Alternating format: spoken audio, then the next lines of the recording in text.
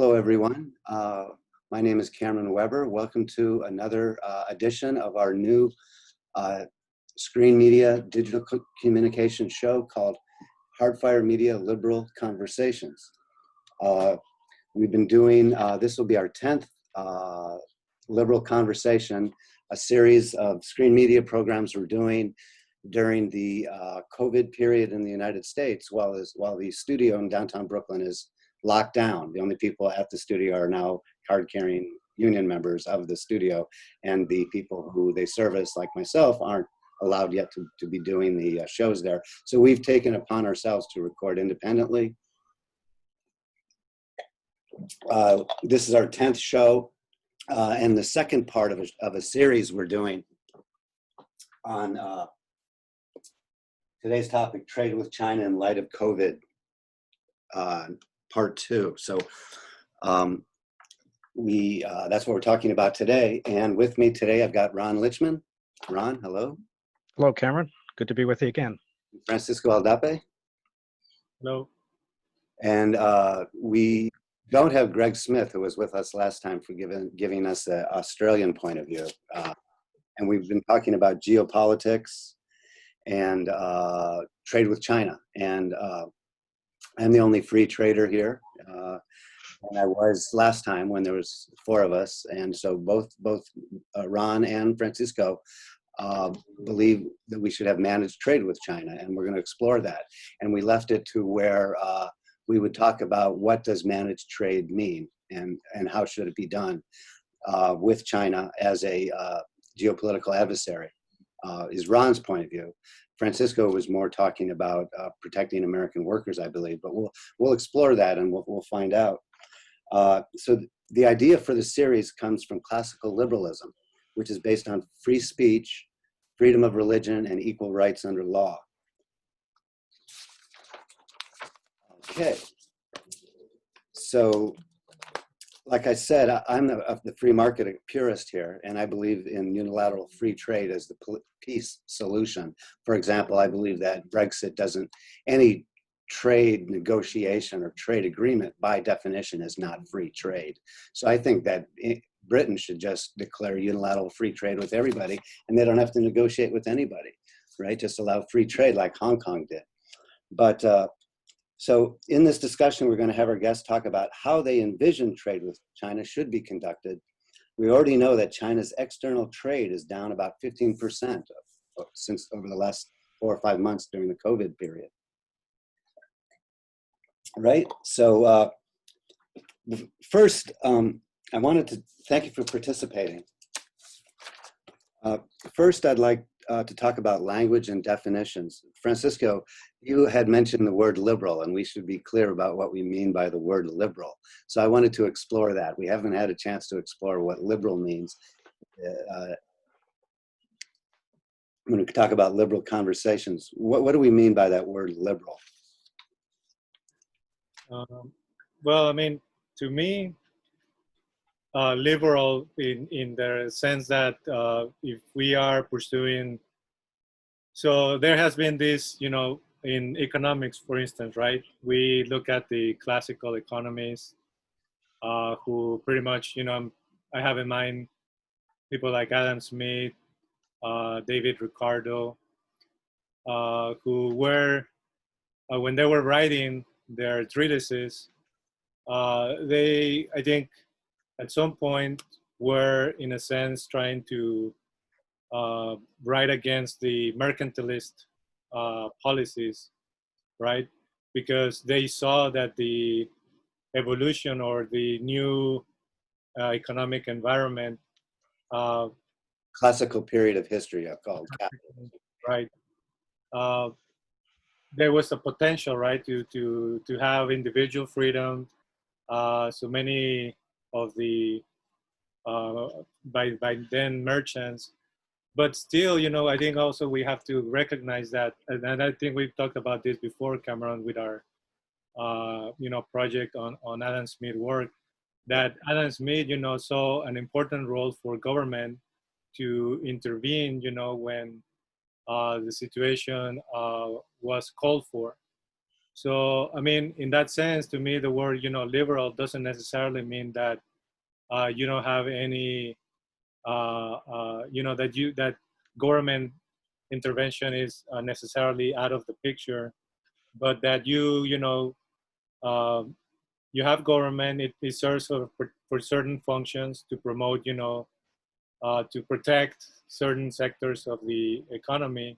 That National, and you have, like individual, like people who are, promoting their own. I mean, the self-interest, will be there, right? I mean, you cannot curb that. he was a supporter of the British Empire and believed like subsidizing new businesses in new geographic areas, for example, is what I've discovered in some of Smith's writing. What's that called? Infant industry, but infant industry for expansionist reasons. I guess like China's doing with the new Silk Road. Right, right. Could be. I guess They had. I mean, if you will go back to history, right? I mean, even though that's the question, that's why the industrial revolution and in the Western world, why did the Western world took off while you have China and all these other Asian countries? English common law, English language common law, and Well, it's a big debate, right? Like, I mean, we have to spend another couple of episodes trying to go over that issue. right. So, what does liberal mean to you, Ron? When we talk about liberal, Well, some of that Francisco mentioned that and I think it's also the underpinning of notions of free trade. Uh, it's an it's an unspoken but presumed context that all the trading partners equally are devoted to Western thought, individualism, personal freedom, rule of law. rule of law, life, liberty, and the pursuit of happiness. But when we get into an area that you've called unilateral, declaring free trade or declaring unilateral free trade, raises the question in my mind is what if you have trading partners that don't share those underpinnings of Western thought? Yeah. So unilateral free trade sounds to me like unilateral disarmament. Right. It's not the real world. Right. So If and let me just ask you as sort of a point of information, so we're talking about the same thing. When you say unilateral free trade, or Britain should just declare, like Hong Kong did, unilateral free trade, does that mean that anything comes into the country? Any kind of goods and services come into the country unregulated? regulated is a different issue. Well, if it's regulated, it's managed, I would think, in your lexicon. So if it's free trade, you being a purist, does everything come in unregulated? Let's just talk about goods only. Services, like Ricardo's model was just trade in goods only. So just, yes, unregulated goods. Goods would come into the country through customs. But there wouldn't be customs. Uh, How about goods made by slaves? How about goods stolen from others? Everything comes in unregulated? when you start, who determines, how do you determine if something's made by slave labor? When I was living in Africa, let's posit, if you would, indulge me to posit that the ascertainable facts can be ascertained. oh yeah, Okay, let's just assume we could figure out who slaves are and what goods they've made and what goods are being imported. Do they come in? As a purist, to get straight to your point, buyer beware. It's up to the individual to act in their own.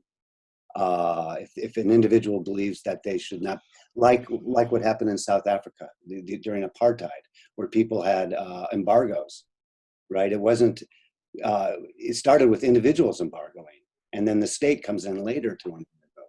But individuals themselves, once you start getting experts deciding, then you get a slippery slope of it becomes. Well, we'll get to that when we talk about trade. Yeah. But liberal, the reason I use the word liberal in the title is instead of libertarian is Mhm. not to confuse it with the Libertarian Party, because our tent is bigger than the Libertarian Party in our conversations, obviously. So and a libertarian, Ron once joked they call it, that you call him libertarian light because you're not like a pure free trader like I am. So, I like. I acknowledge and allowed for that ambiguity. good. Fine. But another reason I use the term liberal in this is to take back what Hayek calls the abuse of language, or in his 78 paper, the confusion of language and political thought. Mhm. Liberal means a liberal in Europe means a free trader, but a liberal in the United States is the opposite. It's more of a statist thing. That's because liberals have become progressives.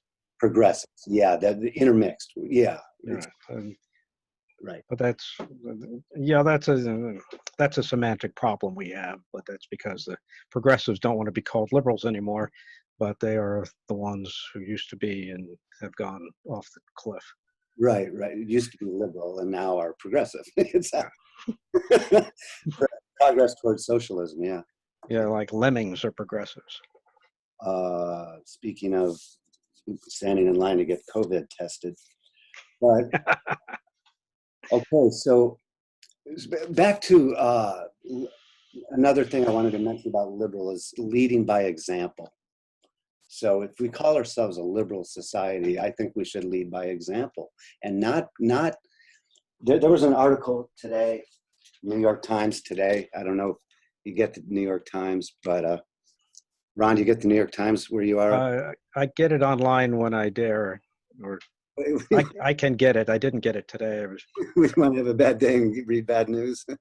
The New York Times only has bad news. Yeah, it's What did I miss? U.S. hardline on China tech may split the World Wide Web. So they're saying how the United States was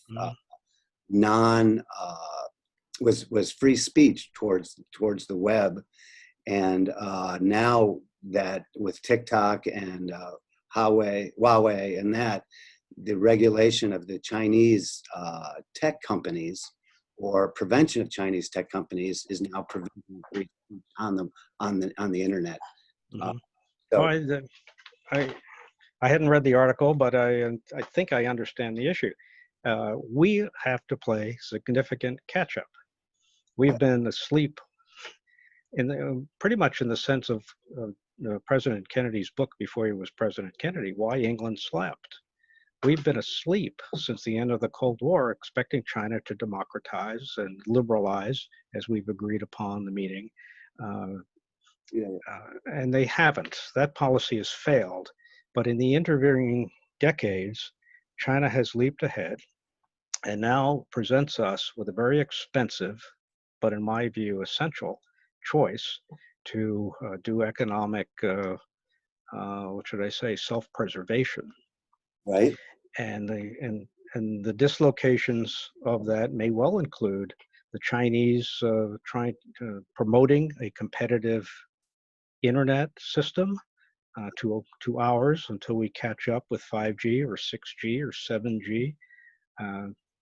What I expect is and from an article that I think I sent around, the Chinese have now realized that the United States and possibly the rest of the West and possibly not, some of the third world will curtail their ability to lie, steal, and cheat, and they're going to turn inwards and see whether they've lied, stolen, and cheated enough that they can be technologically self-sufficient and, in their view, dominant. I think the outcome of that is in doubt.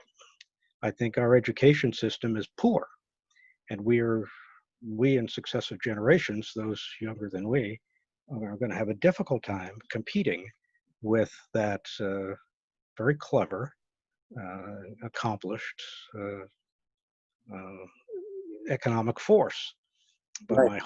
my hope is if we commit ourselves to preserving Western thought and Western ideals and Western culture, then the Chinese won't be able to leap forward ahead and, uh, and and won't dominate the world's economy. Okay. So, and then, so the last thing I wanted to say about language and the term liberal, and then you jumped ahead a little bit, Ron, is free speech is a very important part of liberal, and it really has bothered me a lot to see the censorship going on a lot, and but that's also the topic of another show. And cancel culture, no? Huh? You mean cancel culture? Well, cancel culture is one thing, but also Is the it not the same as censorship? yeah, that's well, it depends upon Not voluntary. the same in the respect that that is not government, mainly government sponsored censorship. Oh, you're talking about like government. Right? Well, in the difference between ours and theirs being the Chinese is government sponsored censorship. Right. But our current president is also some platforms are censoring political speech. Right. Well, yes.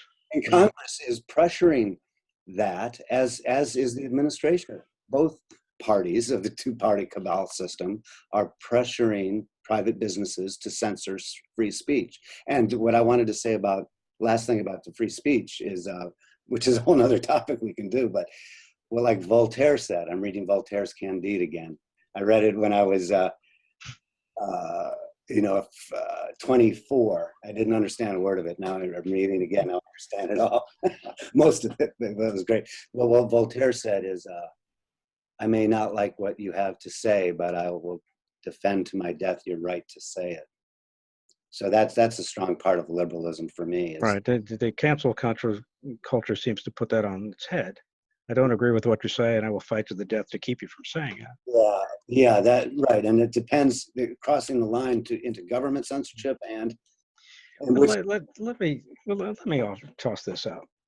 We can have lots of opportunities to extrapolate flaws in our society and imperfections, and then leap ahead to say, well, if your subways don't run on time, you've got a technological debacle.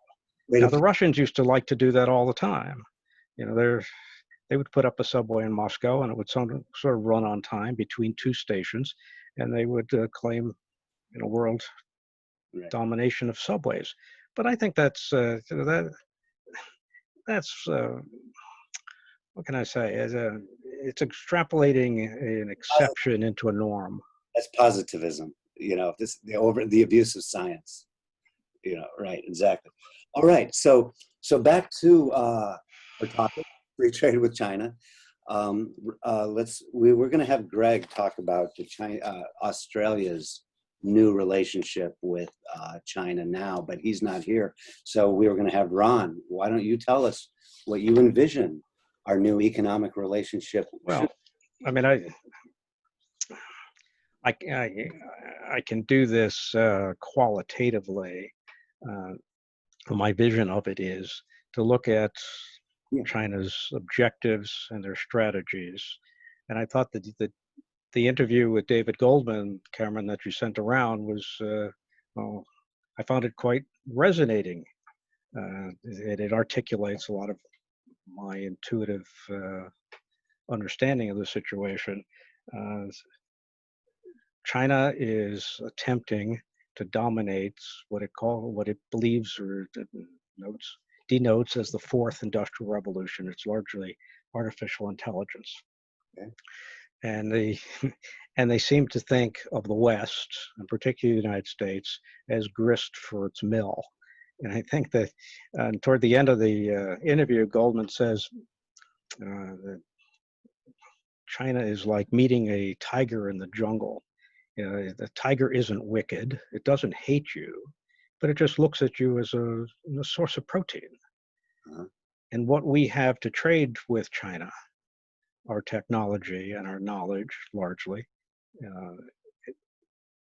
in the area of artificial intelligence, is what the Chinese are looking at as their source of protein. I think we need to cut that off, and we need to curtail their access to that technology, uh, so long and until that they will honor rule of law, including intellectual property, which Goldman, however, thinks they never will.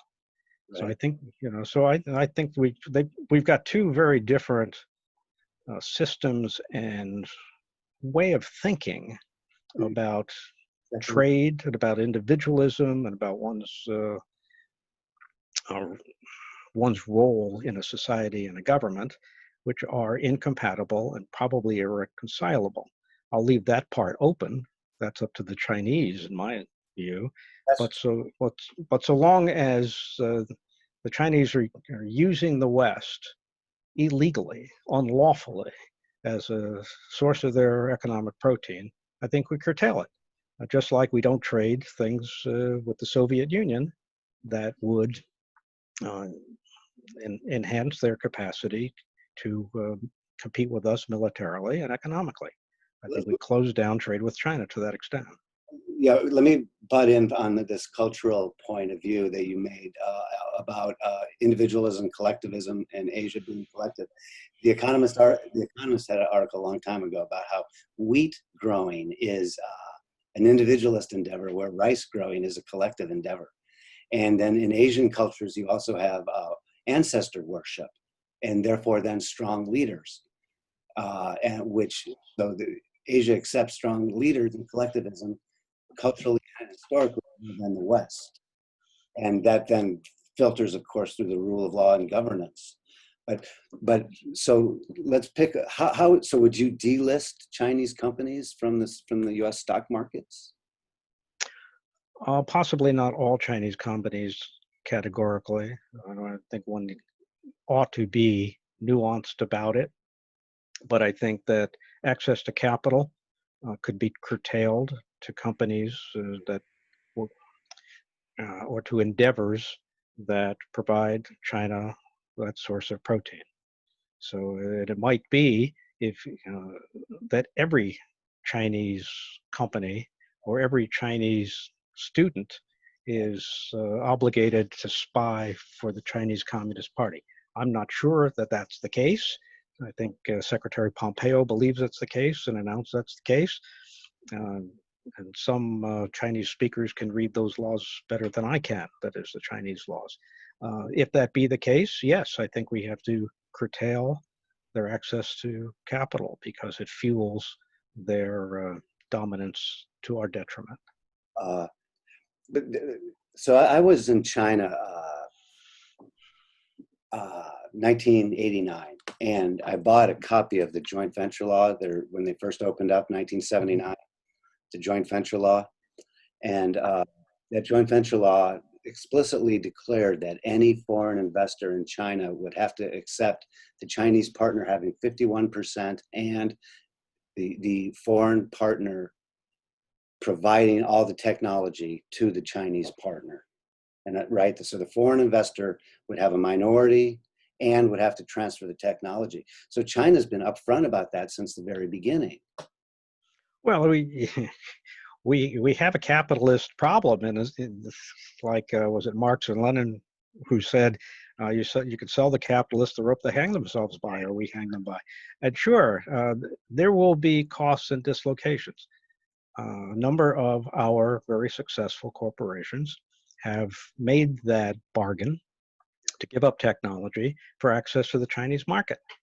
I think that does not categorically, I mean, it doesn't hold across the board serve American interests. Okay. I think that needs to be curtailed. All right. So we've just used up our 24 minutes on this show. Okay, so we just got from our director the 24-minute mark. So we need to wrap up this show. Ron's very adamant about protecting the U.S. from giving away our intellectual property and the fourth industrial revolution. So we're going to continue on a third part on this show. And so we thank you. I thank you for coming this time, and we'll do our next show real soon. Okay? Thank you. Okay. Thank you.